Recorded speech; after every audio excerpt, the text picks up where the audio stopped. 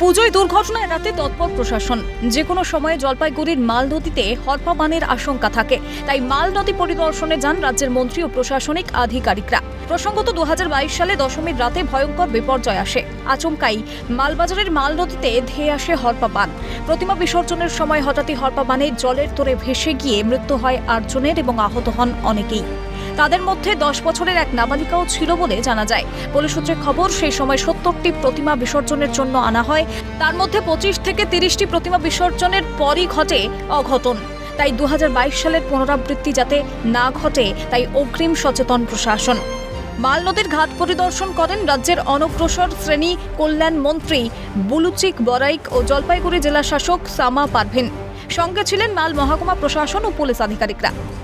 বারে বারে বলছে এই ঘাটের উপরে যাতে এরকম কোনো অ্যাক্সিডেন্ট না হয়, কোনো ঘটনা না ঘটে, তার জন্য কিন্তু এর উপরে বিশেষ করে নজর দেওয়া হচ্ছে।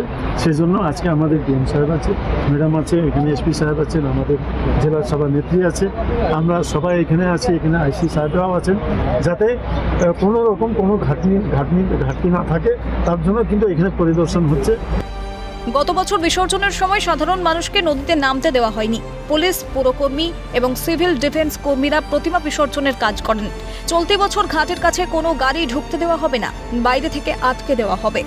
যারা প্রতিমা বিসর্জন দেবেন শুধুমাত্র তাদের 4 থেকে 5 জনকে অনুমতি দেওয়া হবে, জানান জলপাইগুড়ির জেলাশাসক সামা পারভিন।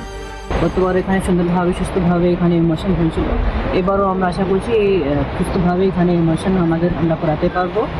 আমরা অনেকগুলো ইনিশিয়েটিভ নিচ্ছি এখানে, যেমন আমরা কোনো গাড়িকে এখানে ঢুকতে দেবো না ভিতরে। আমরা বাইরে থেকে গাড়িগুলো আমাদের টার্ন করে শুধু 5 লোক এখানে যাবে।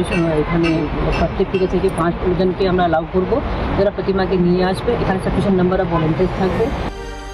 কথায় আছে সাবধানের মার নেই, তাই বিপদ এড়াতে তৎপর প্রশাসন। পুজোর আবহে অঘটন থেকে দূরে থাকতে গ্রহণ করা হবে সব সাবধানতা। জলপাইগুড়ি থেকে তিতাস পালের রিপোর্ট, ক্যালকাটা নিউজ।